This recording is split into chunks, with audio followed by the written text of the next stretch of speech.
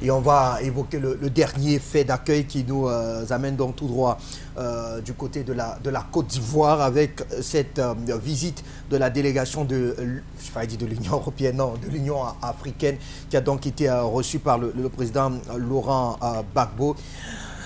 C'était d'ailleurs le mercredi 11 juin, vous avez d'ailleurs l'image, à son domicile, M. Mahama Saleh Anadif, qui est un ancien ministre des Affaires étrangères du côté du Tchad, qui a donc conduit la dite délégation chez le président Gbagbo. Alors, à l'issue donc de cette entrevue, il a déclaré: nous sommes une mission dépêchée par l'Union africaine. Nous rencontrons les différents acteurs. Par conséquent, la délégation a donc poursuivi plusieurs objectifs. Il s'agit d'abord d'écouter, de comprendre, mais surtout de contribuer à un climat apaisé en amont de ce scrutin. L'ancien ministre tchadien a aussi insisté sur la stabilité ivoirienne qu'il juge essentielle dans une sous-région marquée par des tensions. Bertrand, je vous retrouve avec notamment cette orientation, ces actions, ces axes de réflexion posés par M. Saleh. Il dit: nous sommes venus d'abord pour écouter, ensuite pour comprendre et enfin pour tenter de contribuer à un climat apaisé en amont du scrutin présidentiel à venir du côté de la Côte d'Ivoire. On a parfois reproché à l'Union africaine une forme d'inaction, d'inactivité, ou même une forme d'immobilisme dans son action à travers le continent africain. Mais là, on a quand même eu une action. Peut-être la valeur de cette action peut être plus ou moins posée. Mais est-ce qu'il y a matière d'abord à saluer cette démarche? Ben, je vais répondre à votre question.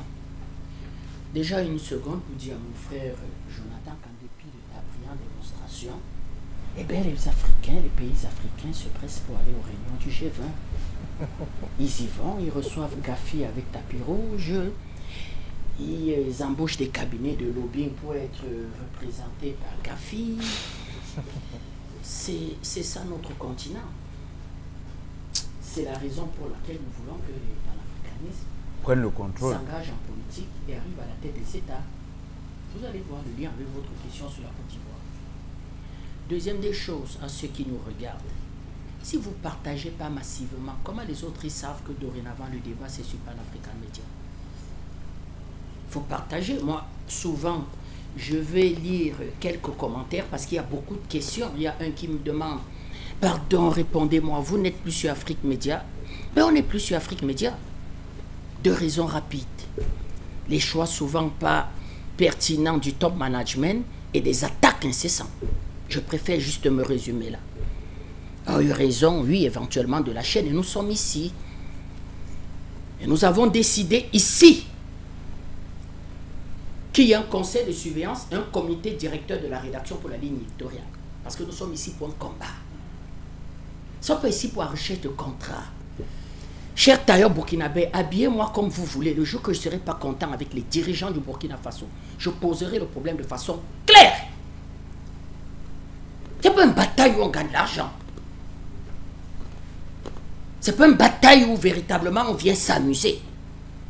Les enjeux sont énormes. Et vous allez voir quand on va parler de la question israélienne et la question iranienne. Moi, j'ai plutôt médité pour l'Afrique. Et je me suis posé la question. Nous détenons 40% de réserves minières dans le monde. Si Israël le fait, un pays africain, qu'est-ce qu'on fait? Vous avez vu les mollahs iraniens. Et vous savez quand est-ce qu'ils ont commencé à développer la technique balistique? Quand ils ont vu que les scuds de Saddam n'étaient pas efficaces. Les ingénieurs iraniens.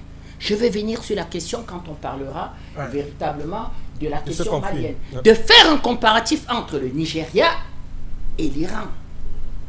À peine 100 milliards de dollars. 230 millions d'habitants pour le Nigeria, 86 millions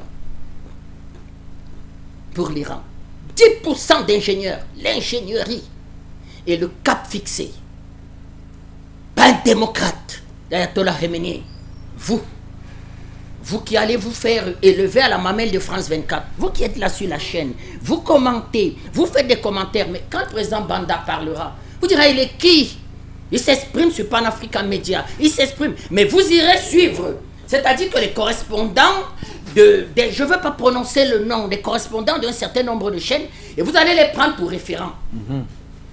Vous allez les prendre pour référents. Donc, si on est téléspectateur d'une chaîne panafricaine, eh bien qu'on soit cohérent avec soi, qu'on soit sérieux, qu'on croit au panafricain. Parce que j'ai comme l'impression que le public vient suivre les panafricanistes, mais Charlie Kenny, on dira, il est qui Charlie Kenny? Ben, il a plein de choses qu'il a prévues. Il a prévu plein de choses. C'est un spécialiste des questions de stratégie. Et vous allez voir, quand on va parler véritablement d'un pays comme le Nigeria, qui n'a pas du tout de défense, mais qui a le même PIB que l'Iran. Vous avez vu les moulins iraniens? Vous savez ce qu'ils disent cet après-midi? Français, Anglais, Américains, rangez-vous devant Israël et vous allez voir ce qu'on appelle la défense iranienne. Mets en garde la France. Et il y a déjà un débat politique en France de dire on ne se mêle pas. Et même Netanyahou qui est déjà en infériorité en termes, comment je vais dire, que de popularité, où les Israéliens lui disent tu seras pendu. L'armée ne supporte plus. Elle est à bout. Les chefs militaires disent on n'en veut plus. Et c'est ça le panafricanisme. Donc, si pour vous, venir ici le dimanche, c'est un beau temps, on perd le temps, on va écouter M. Tatinda qui va parler aux Africains. C'est pour ça que je vous ai dit que moi je sors de la famille panafricaniste. Je ne veux pas de pression morale. Je veux m'exprimer en mon nom, moi. On sera souvent en désaccord terrible. Quand on va parler du Mali, ceux qui trouvent que M. Tatinda vous avez manqué, je risque de ne plus véritablement vous manquer. Parce qu'il faut mettre le doigt où ça ne va pas. Il faut le poser là. Concernant la Côte d'Ivoire, prototype de ce qu'on appelle des pays néocoloniaux. Raison pour laquelle en 2024, je suis d'accord avec le président Gbagbo, il n'y a pas de 4e mandat porté par un néocolonial. Il n'y a pas, on ne peut pas l'accepter. Pourquoi? Quelques chiffres. Ouais. 1999, coup d'État. J'étais jeune étudiant en France. Bédier, en Noël là. Je suis comme toi. Je suis dans une famille française. On est la veille de Noël. On fête. Et puis ils me disent ah, Bertrand, il y a coup d'État en Côte d'Ivoire. Bédier, dans les sous-sols de la présidence, il va à l'ambassade de France. Le coup d'État est porté par Gay, ancien de Saint-Cyr. 2000, élection présidentielle. La France presse, manipule la transition, élection présidentielle, le président Gbagbo arrive. Ouais. Sauf que 18 mois plus tard, coup d'État. Or, ce coup d'État est porté par qui?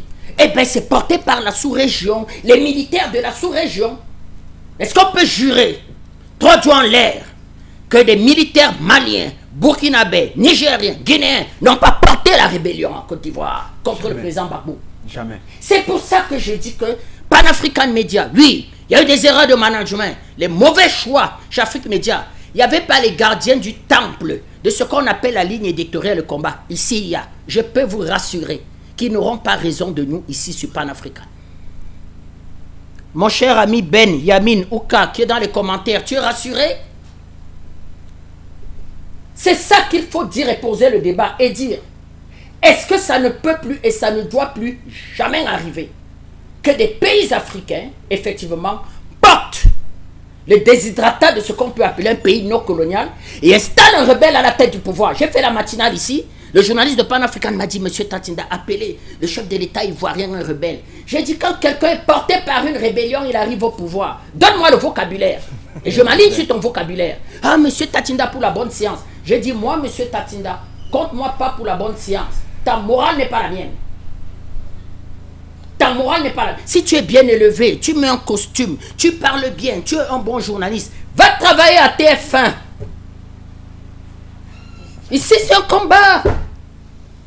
On a lancé le professeur Bellec. Regardez les problématiques que vous avez portées à notre attention. Regardez le monde. 24% d'augmentation du prix de pétrole. Comment est-ce que M. Biya ne va pas nous augmenter le prix du pétrole avant la fin de l'année? 7 ans qu'il crie effectivement qu'il faut des raffineries. Mais les endocolons ont pris en otage. Ben, nous lui disons aussi, patriarche, tu ne peux plus avoir raison des endocolons. Prends ta retraite. Le Cameroun ne t'appartient pas. Le président Banda l'a souvent dit. On ne peut pas l'accepter ça. Ça ne va pas au Cameroun. Est-ce qu'on ne voit pas notre pays malade? Mais c'est lui qui a le suffrage. C'est lui qui a le soutien des forces sécuritaires. C'est lui qui a le soutien des Camerounais. Pourquoi il ne règle pas le problème des Camerounais? Ceux qui n'ont pas le courage, ceux qui n'ont pas de force, ceux qui n'ont plus d'envie, qu'ils partent à la tête de nos États. Je vous le dis, chers Africains. Je vous ai même dit qu'on n'assume plus le panafricanisme, la pauvreté. Tu fais la tête d'un pays 5 ans. On veut voir les mécanismes que tu as déjà mis sur pied pour poser les bases d'un développement. Ouais. Tu ne peux pas le faire. Moi, monsieur Tatsinda, je ne suis plus avec toi. On y reviendra sur le cas du Mali tout à l'heure. Mais tous les problèmes se tiennent. Je suis sur le cas de la Côte d'Ivoire. Je m'étais arrêté en 2000. Ouais. 2010, élection présidentielle. 3000 morts. Chiffre officiel ivoirien. Ouais. Un président de la République qui est déporté, envoyé à la CPI sans une plainte. Quand vous allez voir un commandant de brigade, vous vous plaignez. La première des choses qu'il vous dit, c'est qu'apportez-moi une plainte. L'action judiciaire commence par une plainte. Comment on peut prendre un président africain, on le met dans un avion, on l'amène à la CPI, il n'y a pas une plainte. Et le procureur de la CPI qui appelle M. Ouattara, qui appelle M. Sarkozy et dit, là il est à la CPI, qu'est-ce qu'il faut? On barangune une plainte. Sur Afrique Média, nous étions les premiers à mettre des éléments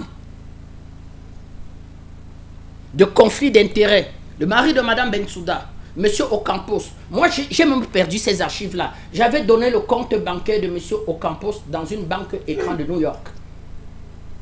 J'ai perdu cette archive. J'avais donné son numéro de compte bancaire et dit voilà le compte bancaire. Un ami me l'avait envoyé des États-Unis pour dire que quand on vient ici, mais le monde nous regarde. Vous avez des panafricanistes infiltrés dans ce qu'on appelle le système financier mondial. Ils nous envoient un certain nombre d'informations. Le président Banda va passer le temps à mettre en évidence les relations d'affaires entre le mari de Mme Bensouda qui instruisait l'affaire et véritablement l'État ivoirien, M. Ouattara. Je continue à donner les dates pour vous dire comment il arrive au pouvoir. 3000 morts. 2010, 3000 morts. 2011, deuxième tour de l'élection présidentielle. Ça débouche sur le chaos. La rébellion a coupé le pays en deux. Et bien, Marcoussi 1, Marcoussi 2. Qui était derrière Marcoussi 1, derrière Marcoussi 2? Jacques Chirac, la France. Et nous n'avons jamais été contents avec le président Gbagbo, qui, lui, a expliqué que, en dépit des pressions, j'ai donné $1 million à la France-Afrique parce que De Villepin me demandait $1 million pour la paix. Ne le faites plus jamais, patriarche. Nous n'avons pas été contents. C'était une forme de trahison de votre idéal à vous. De votre idéal à vous. Mais vous avez donc donné $1 million. Regardez de quelle façon ils vous ont fait partie du pouvoir. Vous étiez naïf? Vous croyez vraiment qu'en faisant le chèque de $1 million à Dominique de Villepin, à destination de M. Jacques Chirac, vous aurez la paix? Si. M. Batengen, et toi, tu aurais pu le penser? Non, jamais. Ça fait partie des regrets. Oui, il y a une histoire dans cette bataille panafricaniste d'ailleurs. Il le dit, le président Gbagbo. Il le reconnaît parce qu'il dit dans son discours de Port-Boué. Vous m'aviez eu une fois. Vous ne m'aurez pas deux fois. J'ai dit merci, patriarche. Au moins, tu apprends de tes erreurs. 2015, élection présidentielle du premier mandat. Ouais. 2020, élection présidentielle du deuxième mandat. Anticonstitutionnel. Mais Paris le reconnaît, l'a reconnu. Mais Paris allait soutenir. 2025. On veut aller au 4e mandat anticonstitutionnel, mais avec une particularité. Laquelle? De celui qu'on accusait d'être à la base des crimes contre l'humanité, blanchi par la justice internationale occidentale, c'est-à-dire soutien de la rébellion. C'est un peu comme si la rébellion faisait un procès du président Gbagbo, mais arrive à se dire que mais il n'a rien fait ce monsieur. La rébellion qui blanchit le président Gbagbo, la rébellion. Il arrive dans le jeu politique, il a une condamnation de 20 ans. Mais on demande de nous donner la condamnation de 20 ans. Le primitif. Personne n'a le primitif. Parce que les gens expliquent que dans le primitif, il n'y a pas 10 ans. Comment je vais dire que de bannissement de ces droits civiques. Il n'y a pas dans le primitif. Personne n'a le primitif de cette audience et de cet arrêt. Donnez-nous le primitif. On le lit. Le braquage de la BCAO. Oui, non, la décision, c'est-à-dire que absolument, je comprends bien. Combien 20 ans. Ouais. Et puis on rédige, on lui donne une interdiction de se présenter, ses droits civiques sont bannis, patati patata. Eh bien, professeur, on veut le primitif, on le lit, on lit la décision, et là tu attaques la décision. Il n'y a pas personne là. Oui. Et sur cette base-là, il va au 4e mandat. Nous le disons, il ne s'agit pas de mettre le feu dans un pays ami. Nous le disons, c'est clair, il n'y aura pas de 4e mandat. Pour ça, comptez sur la bataille de Pan-African Média pour dire qu'ici, là, il n'y aura pas de 4e mandat. Quelques chiffres sur le plan économique. Allons-y. De ce que la France a fait là, et en relation avec ce qu'on vous appelle l'économie. À l'heure actuelle, le budget de la Côte d'Ivoire est de 15 400 milliards. Oh, toi, ton Cameroun a 8 000 milliards, nous avons 15 400 C'est beaucoup, hein. milliards. C'est beaucoup. Sauf que sur ce budget, 45% de ce budget, c'est-à-dire 7 000 milliards, provient de l'emprunt.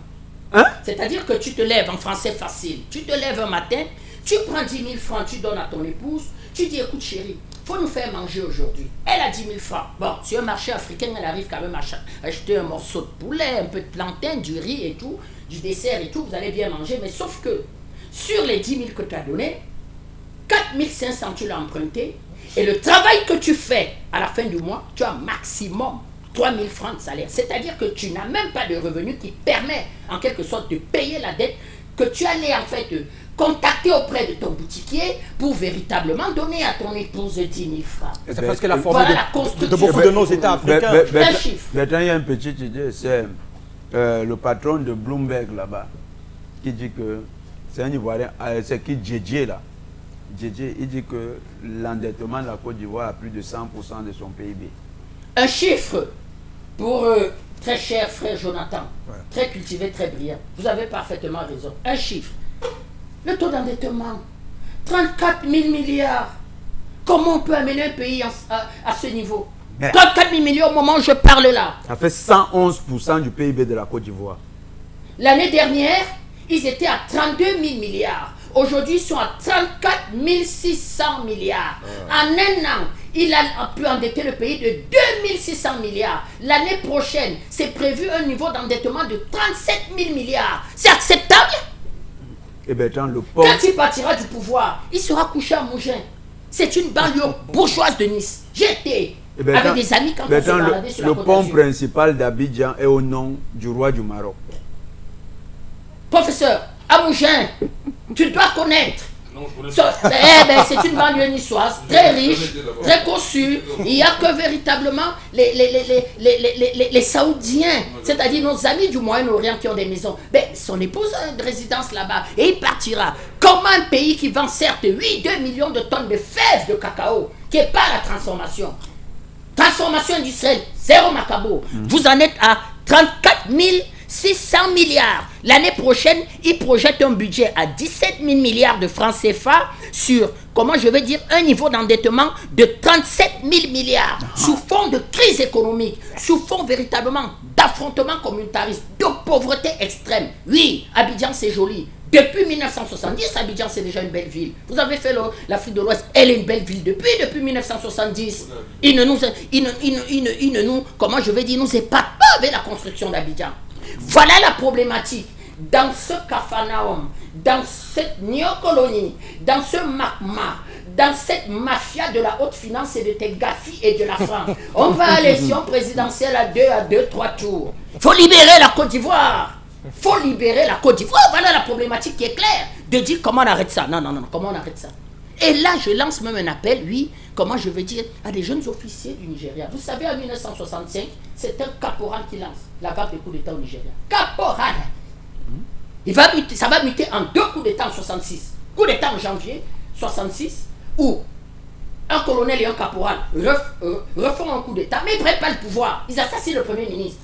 Eh bien, la France manipule ça affrontement chrétien, comment contre musulmans. Ah, vous avez tué le Premier ministre musulman. Ah ben, c'est un affrontement véritablement qui mute. En fait, un affrontement de communauté religieuse, sous fond communautariste, sous fond de pauvreté. Et c'est là où le colonel Ojukwu profite de ce mouvement-là pour dire, moi je déclare officiellement la République populaire, la République démocratique du Biafra. Qui était derrière? Eh bien, c'était la France. Donc, ces enjeux, pour dire à nos chers amis français, qui se vantent encore que leur multinationale s'y porte bien. Quand nous, les panafricanistes, nous allons arriver au pouvoir, nous allons mettre ça à terre. Nous allons arrêter ça. Je parle même pour mon pays, le Cameroun. Les panafricanistes sont marginalisés au Cameroun. Et c'est pour ça que nous, les panafricanistes, nous avons très mal pris la promesse de quelqu'un sur la place de la République qui disait donner la sécurité au président de la République. Oui. Et nous ne comprenons pas comment je vais dire que le lien entre son meeting où il s'adresse à la diaspora, où il doit porter les déshydratats de la diaspora, et comme par hasard, une forme de promesse au président de la République. Souvent, ça sonnait comme un deal avec témoins.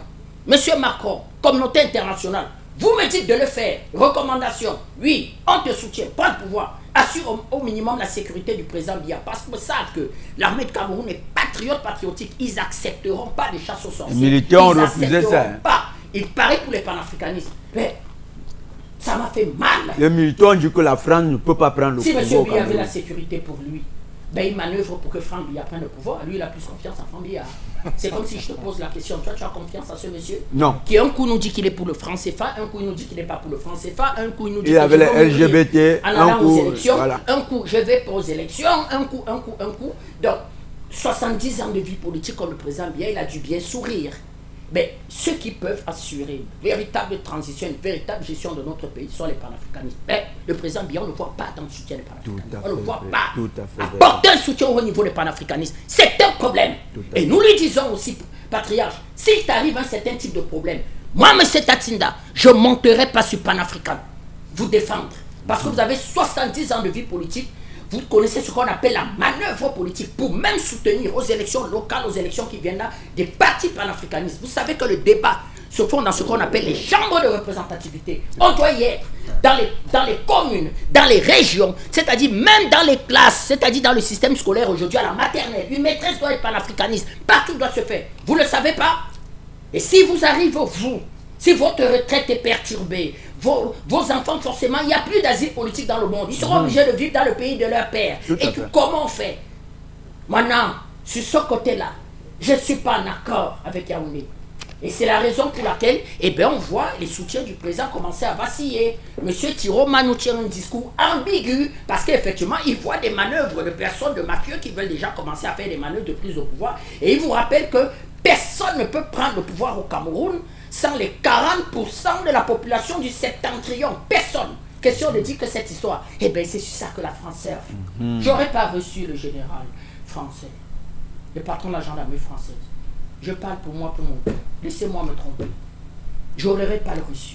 J'aurais demandé d'ajourner ça. J'aurais dit pour la sérénité de mon pays, on n'a pas besoin de vous. Et le président nous l'a dit. C'est lui qui s'invite, comme c'est là le cas. Vous ne pouvez pas vous inviter chez moi. Comment vous allez faire pour passer mon portail de ma résidence? Je vous reçois au portail, je vous dis que repasser la semaine prochaine. Ça peut être très mal compris s'il s'invite. Ça veut dire qu'il peut s'inviter aussi dans vos élections. Puisqu'il s'invite chez vous, il peut s'inviter dans votre processus électoral. Si vous n'avez pas les moyens de lui dire pour une visite l'année prochaine, on verra après. Ce n'est pas l'urgence. La gendarmerie doit se réformer et doit travailler avec les forces de sécurité, comme j'avais aimé le ministre Betty Assomon qui a rassuré les Camerounais.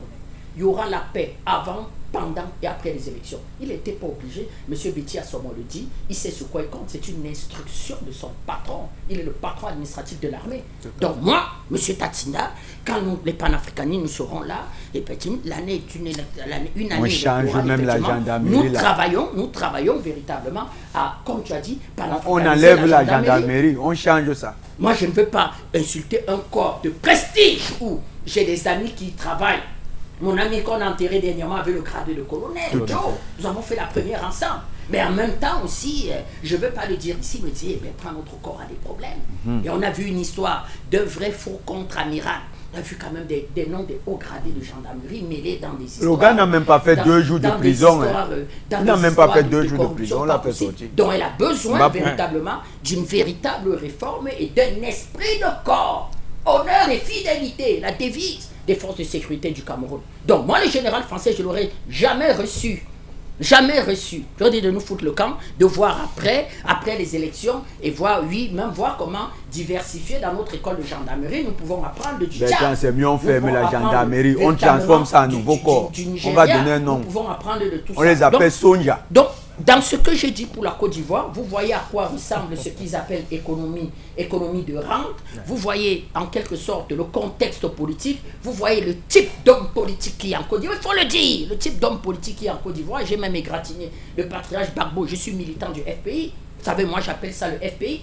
Mais il le reconnaît qu'il a fait des erreurs. Il était souvent mal entouré. Il le dit aujourd'hui. Et vous voyez le peuple ivoirien, une partie du peuple ivoirien qui ne sont pas les patriotes, qui sont très contents d'être les bébés et les chouchous de la France. Donc, résultat des courses, Ben, c'est vous qui pensez qu'il y aura élection. Nous, les panafricanistes, nous dirons il n'y aura pas de 4e mandat.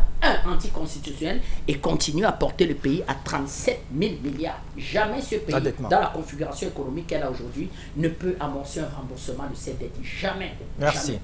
Jamais. Merci à vous, Bertrand, l'Africain, fidèle.